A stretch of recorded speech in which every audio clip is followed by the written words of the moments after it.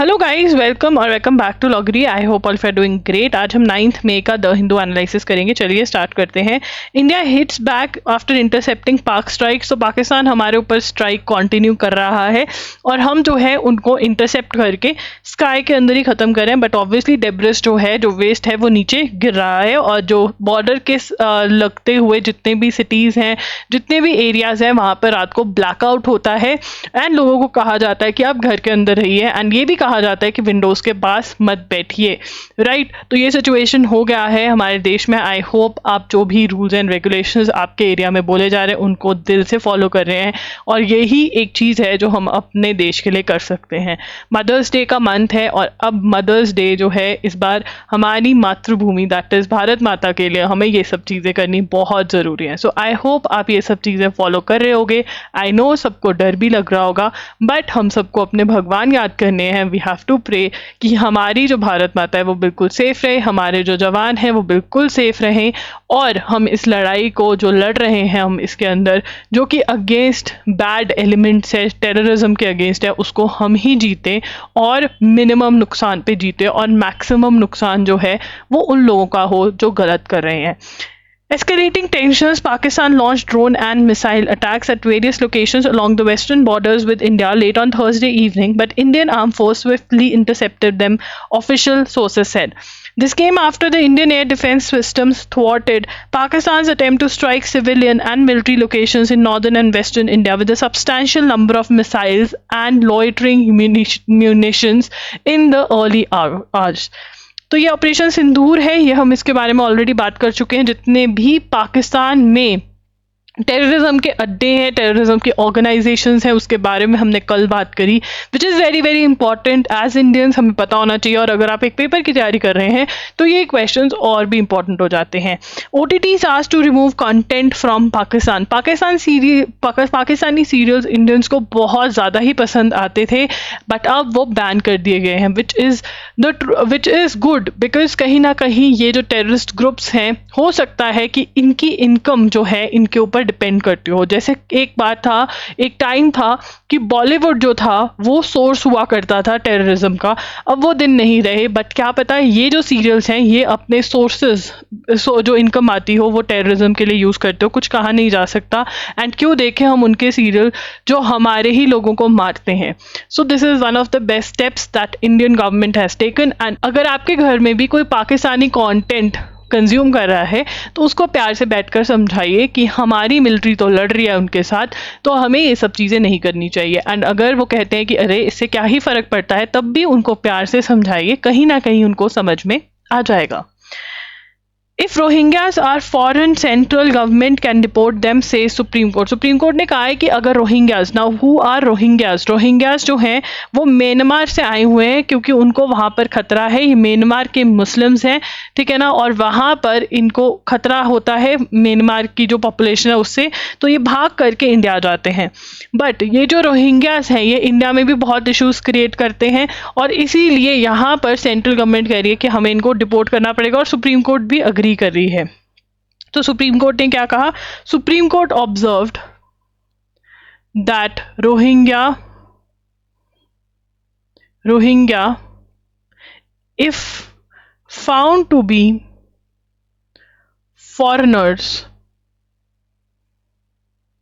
under Foreigners Act, they will be dealt, they can be, Foreigners Act लिखेंगे, they can be deported, मतलब कि उनको वापस भेजा जाए। अब यहाँ पे आपको पता होना चाहिए रोहिंग्यास का रिलीजन क्या है और कंट्री कौन सी है। ये मुस्लिम्स हैं और ये म्यांमार से आए हुए हैं, ठीक है ना। तो सुप्रीम कोर्ट ने भी यहाँ पर परमिशन दे दी है कि आप इनको डिपोर्ट कर सकते हैं, मतलब वापस भेज सकते हैं, ठीक है ना। तो यहाँ पर petition said persons identified as refugees by UNHCR they have constitutional protection against deportation to Myanmar. तो यहाँ पर argued that persons identified as refugees by UNHCR। अब यहाँ पे UNHCR की हमसे फुल फॉर्म पूछी जा सकती है, that is United Nations High Commission for Refugees. ठीक है ना। दे हैव, क्या कह रहे हैं, they have constitutional protection against deportation to Myanmar. ठीक है ना। अब ये आर्ग्यू किया जा रहा है कि भाई अगर UNHCR ने उनके कार्ड्स बनते हैं, रिफ्यूजी कार्ड्स बने हुए हैं, आइडेंटिफाई किया हुआ है एज रिफ्यूजी, आप उनको रिपोर्ट नहीं कर सकते। The petitioner represented by Prashant Bhushan claim that non reformers saying they would be tortured and killed in Myanmar. The lawyers referred to media claiming that some of these clients, along with women, children, all of who are card holders, were picked up and deported on Wednesday night. He referred to an interim order passed under Justice Dipankar that though right to life and a right to equality of the Constitution were available to all, fundamental right to reside and settle in any part, you do not have a right to settle here. ठीक है ना, was only available। वो कह रहे हैं article, तो जजेस ने क्या बोला यहाँ पे लिखेंगे, judges said Article 21 and Article 14, Article 21 and Article 14 of the Constitution were available to all, ये एक of the constitutions नहीं, constitution were available to all। तो आर्टिकल 21 और आर्टिकल 21 क्या है, right to life and personal liberty. Article 21 is right to life and personal liberty. Article 14 is right to equality.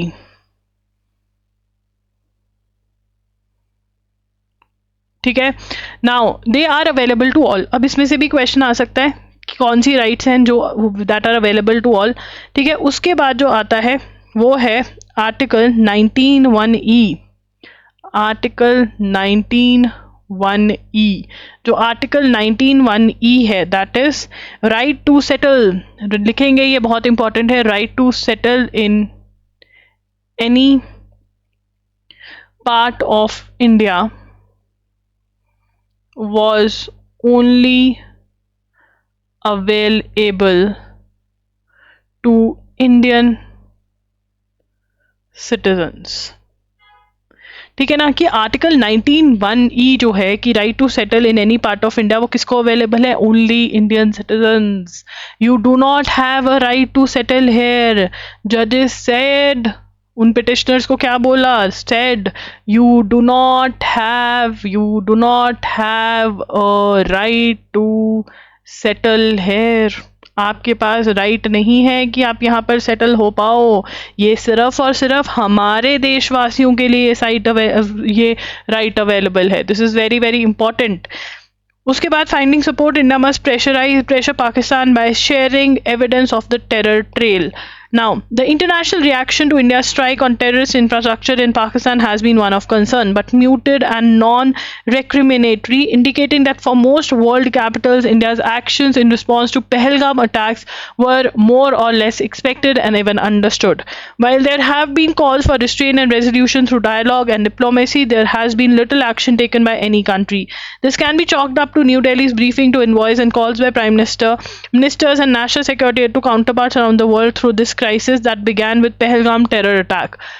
ठीक है ना, ये कुछ कहने की कोशिश नहीं कर रहे हैं। We know the Hindu tends to again and again, इन्होंने आर्टिकल भी लिखा था कि अरे साइलेंट बैठो, इट्स ओके। तो क्या हुआ, जब मुंबई अटैक्स हुए थे हम साइलेंट बैठे नहीं, वर्ल्ड ने क्रिटिसाइज किया था उनको। वाओ, कितनी बड़ी बात हो गई ना। द हिंदू, आपको भी हम बहुत क्रिटिसाइज करते हैं, आप भी बेशर्मों की तरह इंडिया के अगेंस्ट लिखते रहते हो, and that is what you expect of our country also. So ये न्यूज़पेपर हमें पढ़ना पड़ता है क्योंकि there is no other newspaper जो एग्जाम न्यूज़ कवर करता हो, बट ये हमारे देश की जितनी बेइज्जती करता है ना, उतने में हमें इसको देखना भी नहीं चाहिए, ये हमारी मजबूरी है। So my kids, if tomorrow you have the money and if you have the brains to start a news newspaper, the Hindu के टक्कर में एक न्यूज़पेपर स्टार्ट करना जिसके अंदर बच्चे मजबूर ना हो कि उनको द हिंदू पढ़ना पड़े एग्जाम्स के लिए, इंस्टेड वो आपका न्यूज़पेपर पढ़ सके। बहुत बड़ी मार्केट है इसके अंदर, द हिंदू को बीट कर सकते हो, ऐसा कुछ नहीं है कि पुराना न्यूज़पेपर है, थोड़ा टाइम लगेगा बट बहुत अच्छे से बीट कर सकते हो और न्यूट्रल न्यूज़पेपर चला सकते हो जिसके अंदर आप ओपिनियन जो है वो ऐसी दो जो आपके देश को प्रोत्साहित करे, ना कि आपके देश की जो इमेज है पूरे वर्ल्ड के आगे गिरा दे। तो यस, यहाँ पर the UK, the US, Russia and UN have reached out to New Delhi and Islamabad to try to defuse tensions and the arrival of Saudi and Iranian foreign minister. Iranian foreign minister ने India को offer भी किया था कि अगर आप चाहते हो तो हम आपकी मीडिएशन करवा सकते हैं, जिसके अंदर इंडिया ने रिफ्यूज कर दिया। On May 8, 1945, a news of Germany's surrender spread. Crowds surged into the streets of European cities in spontaneous gestures of thanksgiving and release. अब यहाँ पर 8 मई 1945 को क्या हुआ था? 8 मई 1945 को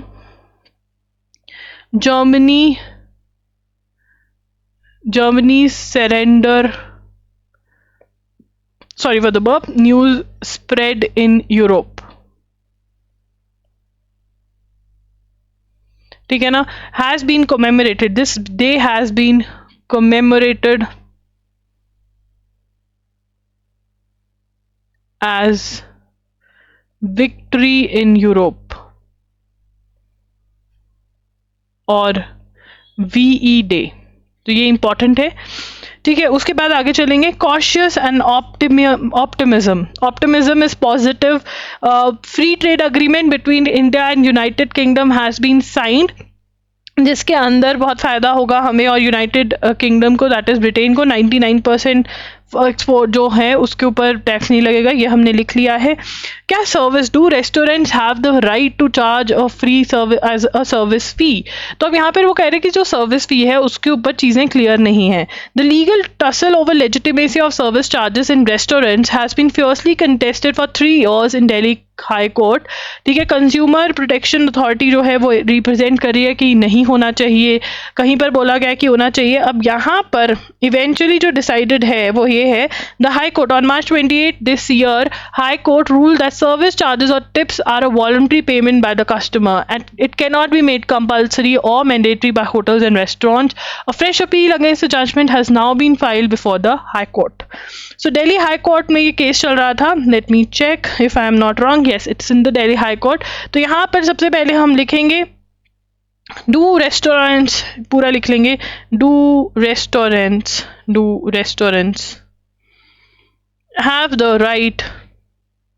have the right to charge service fees।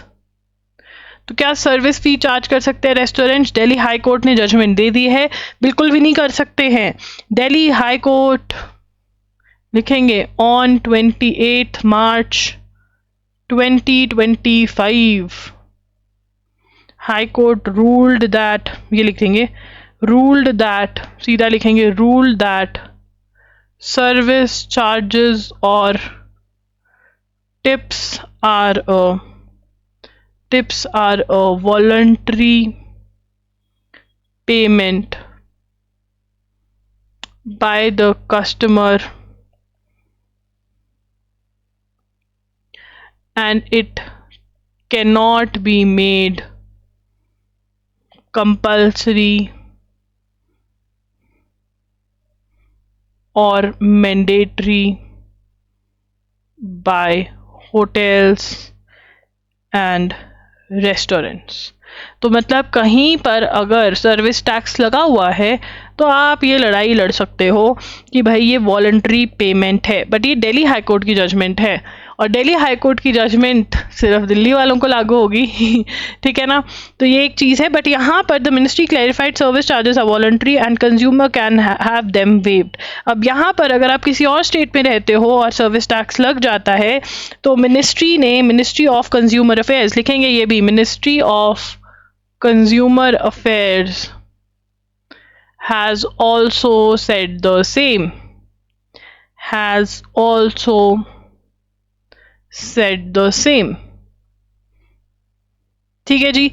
Okay, तो ये आपको पता होना चाहिए। चलिए आगे चलते हैं। CJI forwards panel inquiry report on Justice Verma to president and prime minister. तो यहाँ पर पता चलता है कि वो जो जले हुए नोट मिले थे ना घर से, एक जज के घर से, भैया कुछ तो गड़बड़ है उस पर, तभी प्रेसिडेंट और प्राइम मिनिस्टर को रिपोर्ट फॉरवर्ड हुई है।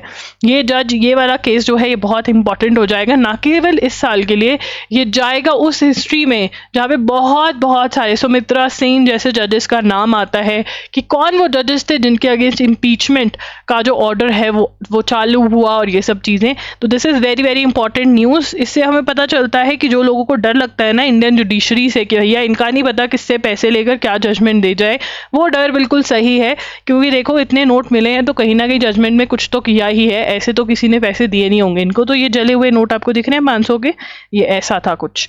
चलिए, chief justice of India Sanjeev Khanna has forwarded to the president and prime minister in the in-house committee report on allegations about discovery of partially burned sacks of currency notes in a gutted storeroom of High Court Justice Yashwant Verma. तो यहाँ पर CGI has forwarded in-house committee report on allegations about the discovery of partially burnt sacks of currency notes in storeroom of High Court Judge Justice Yashwant Verma. इसका मतलब कुछ ना कुछ गड़बड़ी तो करी है, इनके घर में गलती से आग लग गई थी, ठीक है। उसके बाद अब यहाँ पर action paves the way for initiation. Now this action paves the way for initiation of removal proceedings against justice Verma in parliament. तो रिमूवल प्रोसीडिंग्स को और क्या कहा जाता है जजेस के केसेस में? इम्पीचमेंट कहा जाता है, ठीक है ना। इम्पीचमेंट, पीच के आगे इम और पीच के पीछे मेंट लगा देंगे तो इम्पीचमेंट, ठीक है ना। तो अब इनको पीच दे दिया जाएगा कि लो और घर जाओ। The CGI has also enclosed in his communication to the President Prime Minister the response received. The move indicates the inquiry committee of justices. Now inquiry committee में कौन कौन था? inquiry committee में Punjab and Haryana high court के chief justice थे, that is शील Nagu, Justice G.S. Sandhawala, who is the Chief Justice of Himachal High Court, Walia, and अनु सीवारमन। और ये जो इंक्वायरी कमेटी थी ये किसने बनाई? CGI formed the committee।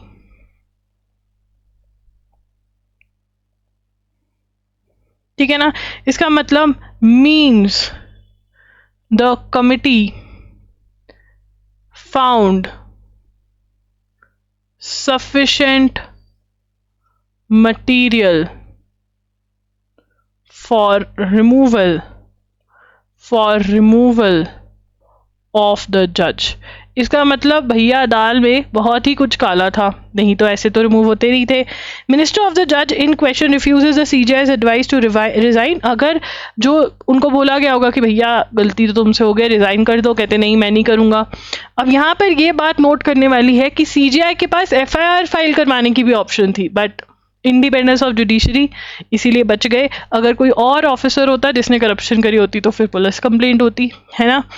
तो आपकी इस बारे में क्या सोच है ज़रूर बताना इन द कमेंट्स, बिकॉज आप इस देश का फ्यूचर हो और आपकी जो सोच होगी वो बहुत मैटर करेगी। According to in the in house procedure elucidated the additional district and session जज versus registrar general high court of Madhya Pradesh judgment 2014, the panel report is sent to president and prime minister if जज in question refuses to. अब यहाँ पर ये है, ठीक है ना, ये लिखेंगे अकॉर्डिंग टू, ये पूरा लिखेंगे according to in-house procedure laid down in additional district and sessions judges versus Registrar General, High Court of MP, 2014 की जजमेंट है. The panel report is sent to President and PM. If the judge refuses the CJI's advice to resign his office or opt for voluntary retirement. यही मतलब होता है voluntary retirement. अब CGI ने बोला होगा कि भैया तुम रिजाइन कर लो, नहीं की तो forward. 2014 judgment has explain the CGI would make it clear in his communication to the president and prime minister that he has had chosen to write to them because allegations against the जज had been found to be of serious nature. The Constitution mandates the judges of Supreme Court and High Court can be removed by an order of President after successful motion. अब removal कैसे होता है, इसके लिए हम एक और page लेंगे, ये ज़रूरी है. removal कैसे होता है, एक मिनट रुको, यहाँ ये वाला पेज लेंगे हम. ठीक है, removal of judges. ठीक है ना. Judges of Supreme Court and High Court can be removed by an order of the president after a successful motion for removal and subsequent proceedings on the grounds of. कौन से ground पर होता है, ये जो वर्डिंग है, ये जो वर्डिंग मैं यहाँ पे लिखने जा रही हूँ, ये बहुत ही ज़रूरी है. On the grounds of proven misbehaviour और इनकैपेसिटी. प्रूवन मिसबिहेवियर और इनकैपेसिटी. ठीक है. Under article 217 of the constitution the motion to remove the जज must be supported by, this is again very very important. Article 217 क्या कह रहा है इसके बारे में, the motion to remove the जज must be supported by a special majority of each house of parliament. Special majority का मतलब क्या होता है, special majority is a majority of total membership of that house and a majority of at least 2/3 of the members of the house present and voting. ठीक है ना. तो ये स्पेशल मेजॉरिटी चाहिए होती है, और जो सेम प्रोसीडिंग है वो एप्लीकेबल है, same procedure of removal applies to Supreme Court जजेस अंडर आर्टिकल 214. तो 214 + 3 217, 214 और 217. The three इंक्वायरी कमेटी थी, member was constituted on the basis of inquiry, ठीक है ना। तो यहाँ पर हमने पूरा ये टेबल बनाया हुआ है कि कैसे इंक्वायरी चलती है, और ये एडिशनल है टेबल, आई थिंक हमने जनवरी में बनाया था, तो जनवरी की न्यूज़ आप रेफर कर सकते हो। BJP MPs ludicrous remarks not worth contempt action। ludicrous का मतलब होता है foolish, unreasonable। उन्होंने क्या किया था, against the court and chief justice Sanjeev Khanna, not worth, तो ठीक है ना, बोला था तो ये कहते नहीं हम एक्शन नहीं लेंगे, एक्शन लिया होता है तो नाम नोट करते, अब नहीं करेंगे। Trump Starmer announce trade deal, तो यहाँ पर यूके इंडिया की ट्रेड डील हुई और वहाँ पे यूके USA की हुई, UK and USA announced trade deal, ठीक है ना। April 2 जो होता है वो कौन सा डे मनाते हैं, लिबरेशन डे, ठीक है ना।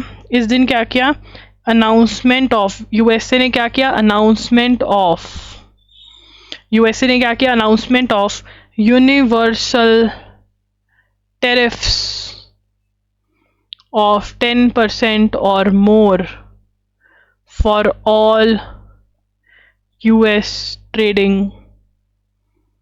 partners, ठीक है ना। 10% और मोर टेरिफ्स US ट्रेडिंग पार्टनर्स पे क्या लगा दी हैं, टेरिफ्स लगा दी हैं USA ने, और इसी के चलते ट्रेड डील हुई है। अभी ट्रेड डील का मोटा मोटा चीज़ ही डिसाइड हुआ है कि हाँ ट्रेड डील होगी, क्या है डिटेल्स जो है क्या नहीं, क्या है क्या नहीं, वो डिसाइड नहीं हुआ है। हमें याद रखना है कि यूके के जो प्राइम मिनिस्टर हैं वो स्टारमर हैं, खीर स्टारमर, खीर बहुत पसंद है, मुझे बहुत पसंद है, खीर खाकर स्टार दिखते हैं, मज़ा आता है, ठीक है ना। तो PM ऑफ यूके कौन है, PM ऑफ यूके हैं कीर, खीर जो है दूसरे वाली स्पेलिंग है, खीर स्टारमर, ठीक है। उसके बाद Israel issue strongest yet another yet threat against Iran, Israel issued the strongest threat yet against Iran on Thursday, warning it would do it what it has done to Hamas in Gaza after an attack on Israel issues strongest threat to Iran, ठीक है ना। after an attack hit Houthis attack on Ben Gurion aircraft. अब जो हुतीज है उनको कौन back कर रहा है, कौन खड़ा है हुतीज के पीछे, ईरान खड़ा है, ठीक है ना। अब जो हमारी वॉर चल रही है पाकिस्तान के साथ उसके पीछे कौन खड़ा है, तुर्की, अजरबैजान, ठीक है ना, कहता भाईजान, पाकिस्तान के पीछे ये खड़े हैं, चाइना भी खड़ा है, ठीक है ना, चाइना भी खड़ा है, खुलेआम नहीं खड़ा है, टर्की खुलेआम खड़ा है, चाइना छुप छुप के खड़ा है। और अगर ये IMF की डील हो गई ना, जो हो ही गई है, तो USA भी समझ लो इधर वाले पाले में ही है, क्योंकि USA चाइना चाहते तो ये रुक सकती थी, ठीक है। इंडिया के साथ कौन खड़ा है, रशिया, इजराइल, तो बहुत सारे लोग थे जो आपको शायद अभी न्यूज़पेपर फॉलो करने लगे होंगे। जब जब पाकिस्तान में फ्लड आता था ना, तो ये लोग आर्टिकल्स लिखते थे कि इंडिया को हेल्प करनी चाहिए, ठीक है ना, इंडिया को US की तरफ चले जाना चाहिए, रशिया के साथ नहीं खड़ा होना चाहिए, जब रशिया यूक्रेन की वॉर चल रही थी खुलेआम USA के साथ हो जाना चाहिए। तो उन लोगों को याद रखना चाहिए कि USA जो है ना, जैसे ऐसे बैंगन के भरते की तरह इधर उधर घूम रहा है, हमारे साथ वही इजराइल और रशिया ही खड़ा है। तो हमें भी जब इनकी वॉर चल रही थी तभी हमें, जब हम इनको वेपन्स दे रहे थे इजराइल को, तो बड़े इवन IAS ऑफिसर्स, आपको याद होगा, तब लेटर्स लिखी थी प्राइम मिनिस्टर को, चीफ जस्टिस ऑफ इंडिया को, कि अरे आप ये क्या कर रहे हो, इजराइल को वेपन्स दे रहे हो, मत दो इजराइल को वेपन्स। इंडियन गवर्नमेंट ने बोला नहीं हम नहीं दे रहे हैं, बट आज वही इजराइल हमारे साथ खड़ा है। तो वो IAS ऑफिसर्स की लेटर्स निकाल करके थोड़ा उस लेटर को पब्लिक कर देना चाहिए कि ये जो देश के साथी अपने आप को बोल रहे हैं, जिन्होंने बहुत साल पहले इंटरव्यू दिया होगा कि हम अपने देश के लिए जान भी दे सकते हैं, उनको यही समझ नहीं है कि हमारे देश के दोस्त कौन हैं, और उसी दोस्त के अगेंस्ट ये चिट्ठियाँ लिख रहे थे। तो yes, we as Indians need to be very very active. अगर आप न्यूज़पेपर नहीं पढ़ते थे आज तक, तो अब पढ़ो, आपको पता होना चाहिए, क्योंकि आपके व्यूज़ जो हैं वो ही एकजुट होकर के सरकार पे दबाव बनाते हैं, राइट। तो यस, ये है, अब USA का हमें पता चल जाएगा कि किसके साइड है, ठीक है ना। टर्की के तो ड्रोन्स गिर रहे हैं हमारे ऊपर, अजरबैजान खुलेआम बोल रहा है कि हाँ हम साथ हैं, ठीक है। और चाइना के तो देखो मिसाइल वगैरह चाइना नहीं दी है उनको, ठीक है, और चाइना बता भी रहा है, उनका मिनिस्टर आके ही बोल रहा है कि हाँ हाँ हमें ये बताया गया था तो हम वैसे कर रहे हैं। तो इंडिया के साथ रशिया, इजराइल और भी बहुत सारे देश आ जाएंगे, खुलेआम तो अभी यही आए हैं। तो यस, यूएसए एज यूजुअल। आगे चलेंगे, Ukraine's parliament ratifies minerals agreement with US. अब यूएसए ने हेल्प करी किसकी? यूक्रेन की हेल्प करी। अब यूक्रेन की जो हेल्प करी यूएसए ने, ठीक है, उसके लिए वो कहता है ऐसे फ्री में तो हेल्प मैं करता नहीं हूँ, ठीक है, तो तुम अपने क्रिटिकल मिनरल्स दे दो, और वो मिनरल्स अब यूक्रेन ने दे दिया, और यही यूक्रेन की पार्लियामेंट ने भी अप्रूव कर दिया। यूक्रेन पार्लियामेंट unanimously ratified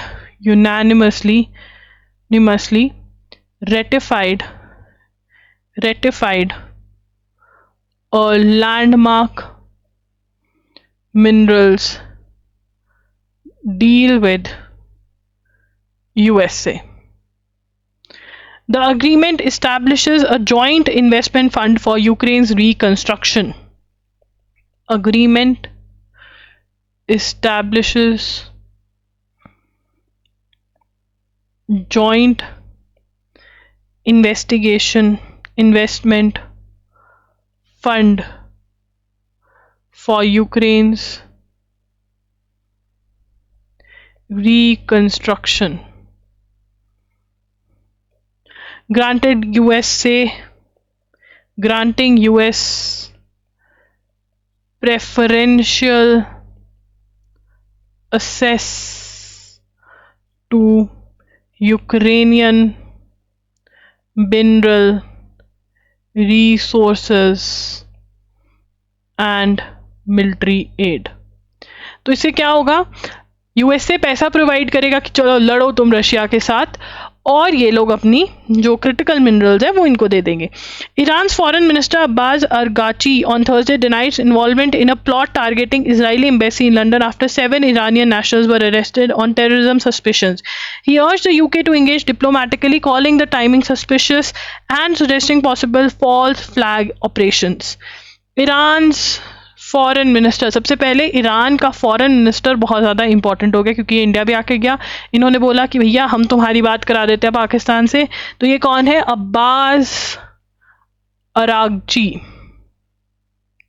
देखिए बहुत बहुत चांसेस है कि जो ईरान है कि इंडिया के साथ ही खड़ा होगा, पाकिस्तान के साथ नहीं खड़ा होगा वॉर के अंदर, और अफगानिस्तान भी इंडिया के साथ खड़ा होगा, क्योंकि इनके पाकिस्तान के साथ बिल्कुल नहीं बनती है, इनकी बाउंड्रीज बॉर्डर्स लगते हैं। अभी थोड़े दिन पहले ही अफगानिस्तान और पाकिस्तान में बहुत अच्छी मिसाइलें एक्सचेंज हुई हैं। तो बट अभी क्लैरिटी तब आएगी जब कोई मदद वदद ना ही करे पाकिस्तान की, ठीक है। ईरान फॉरेन मिनिस्टर जो है अब्बास अगाची, वो क्या कह रहे हैं? Denied involvement in targeting Israeli embassy in London, ठीक है ना। उसके बाद नए पोप जो हैं वो आ गए हैं। Again this is very important, ठीक है, ये क्वेश्चन आते हैं। नए पोप आ गए हैं, तो पोप का नाम याद रखेंगे। पोप का असली नाम जो है वो है रोबर्ट। तो रोबर्ट तो बहुत इजी नाम है, ठीक है, रोबर्ट इजी नाम है। प्रीलिमिनरी एग्जाम्स होते हैं वोस्ट, ठीक है, रोबर्ट याद हो जाएगा। प्री वास्ट से वोस्ट याद कर लो, प्री वोस्ट। और ये इनका जो नाम इन्होंने will take the name Leo 14। The name, अपना नाम ये चेंज करके क्या रख रहे हैं? लियो 14 नाम रख रहे हैं ये, ठीक है। और ये फर्स्ट अमेरिकन पोप हैं, फर्स्ट अमेरिकन पोप। अब जो पोप होते हैं वो अमेरिका से क्यों नहीं चुने जाते? वो कहते हैं कि इनकी जो पॉलिसी है ना इंटरनेशनल, वो थोड़ी ऐसी सी है, इसलिए नहीं ये अमेरिका वाले होते हैं। बट ये कह रहे हैं ये पेरू में रहे हैं तो इसलिए इनको चुन लिया। Robert Prevost, a missionary who spent his career ministering in Peru and took over Vatican's powerful office of bishops, was elected as the first pope from United States in the 2000-year history of the Catholic Church. अब यहाँ पे ये जो है कौन से church है? Catholic church है। दिस इज कैथोलिक चर्च, ठीक है। Pope repost a 69-year-old member of, he is member of 69 years की, यस उम्र भी पूछ सकते हैं।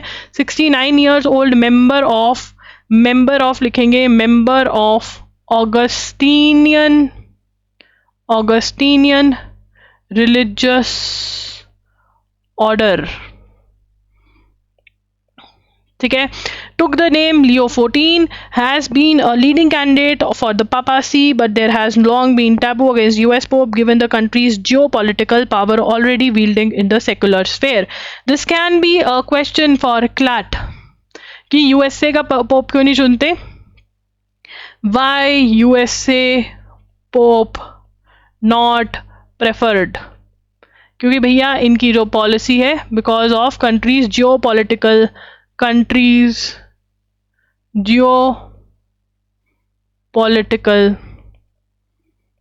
ये लिख सकते हैं आप ये सारा geopolitical power wielded in the secular sphere. But Pope Chicago native was seemingly eligible because he is also a Peruvian citizen. He is also a native of Chicago native, Peruvian citizen मतलब lived in Peru, ठीक है ना, as a missionary and then archbishop. उसके बाद center unveils draft climate taxonomy document to aid clean energy investment. Center unveils draft climate taxonomy document to aid clean energy investment. Clean energy investment को add करने के लिए क्या कर रहे हैं? टेक्सोनॉमी डॉक्यूमेंट लेकर आए. इससे क्या होगा? टू डायरेक्ट इन्वेस्टमेंट टुवर्ड्स, क्या होगा? To direct investment towards clean energy projects.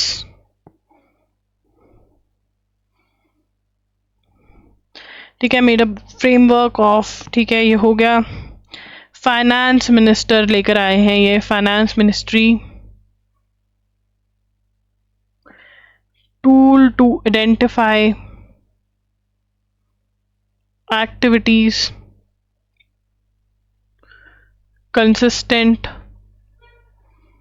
with India's climate action goals. तो क्लाइमेट एक्शन गोल्स के साथ ताकि हम नेट ज़ीरो एमिशंस, कब तक हमें अचीव करने हैं नेट ज़ीरो एमिशन? 2070 तक, ठीक है ना. अब यहाँ पर जो COP हुआ था, that is conference of parties, हमारे दुश्मन के देश में हुआ था अजरबैजान, ठीक है. 29th session of conference of parties that is COP जो है वो कहाँ पर हुआ? बाकू अजरबैजान में, ठीक है ना. अब ये जो कोप हुआ इसके अंदर countries, developed countries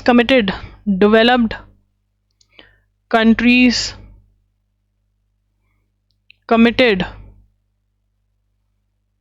to only $300 billion annually बाय 2035. तो अब यहाँ पे डेवलपिंग कंट्रीज को जो है, ये लोग कहते हैं तुम फॉसिल फ्यूल मत यूज़ करो, तुम ये मत यूज़ करो. तो डेवलपिंग नेशन कहते हैं अरे भाई तुमने ही सारा खराब किया वर्ल्ड का, ये क्लाइमेट चेंज की चीज़ें, तो तुम पैसे दो. तो अब ये कह रहे हैं हम इतने पैसे देंगे, और इसको ये क्या बोल रहे हैं? न्यू कलेक्टिव क्वांटिफाइड गोल, ठीक है. एक्चुअल रिक्वायरमेंट जो है was $1.35 trillion. ठीक है जी, आगे चलेंगे. State funeral for terrorist Misri slams Pakistan link to LET TRF जेम. अब बहुत सारे लोग ऐसे हैं जो कह रहे हैं डी एक्सकलेट कर दो. तो क्या हुआ? पाकिस्तान ने ऐसा कर दिया तो क्या हुआ? अब इसके अंदर ना हमें याद रखना चाहिए कि वो भारतीय लोगों को मार के गए हैं, निहत्थे टेररिस्ट नहीं थे, वो टूरिस्ट थे. टेररिस्ट ने टूरिस्ट को मारा, ठीक है ना.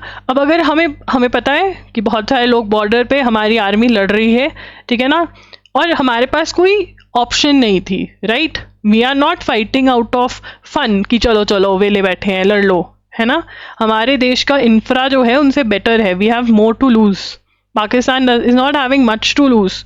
डेवलपिंग तो क्या, वो तो डेवलपमेंट के डी भी नहीं है, डी की भी डंडी नहीं खींची उन्होंने। सो अगर हम कुछ नहीं कर सकते, हम ये सब बातें ना करें, हम अपने आर्मी के साथ खड़े हों, गवर्नमेंट के साथ खड़े हों। चाहे आपको बीजेपी बिल्कुल पसंद नहीं है, मोदी आपको बिल्कुल पसंद नहीं है, बट आज की डेट में you have to stand for your country, you have to stand for the land where in you're sitting, you're standing. Okay, तो यस ये है, ठीक है ना, ये टेररिस्ट है, उसके साथ आर्मी खड़ी है, ठीक है, और ये जो हमने ऑपरेशन सिंदूर किया है उसके अंदर जो गए हैं वो लोगों का ये कर रहे हैं। Pakistan link to number of UN designate terror groups have been exposed in the aftermath of Pahalgam terror attack and operation Sindoor. This not only includes the resistance front that claimed responsibility for the Pahalgam attack, but also Lashkar e Taiba and Fatah Insaniyat foundation, whose leader Hafiz Abdur Rauf led prayers for the dead in Midek, as well as Jaish-e-Mohammed, whose leader Masood Azhar reportedly lost several members of his family.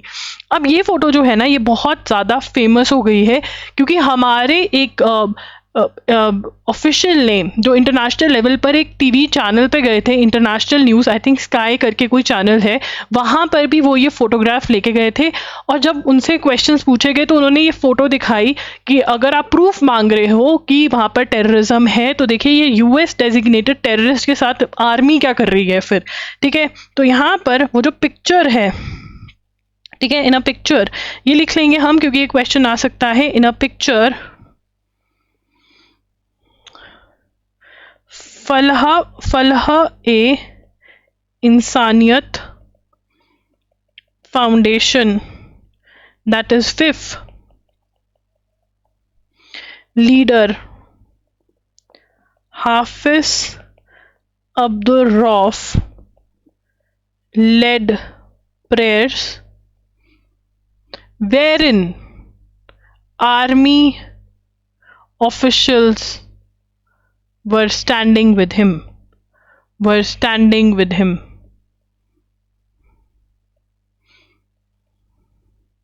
ठीक है जी। Okay, so guys that's it and I hope you are safe. I hope we all pray for our country. We are all Bhartiyas now. हमें हिंदू मुस्लिम छोड़कर हमें याद रखना है कि हम एक मातृभूमि के हैं जो कि है भारत, जो कि है India. And yes, we have to fight against Pakistan, and this is not a fight of religion, this is a fight against terrorism, right? So yes, keep that in mind. Thank you for watching the video. Bye bye and take care.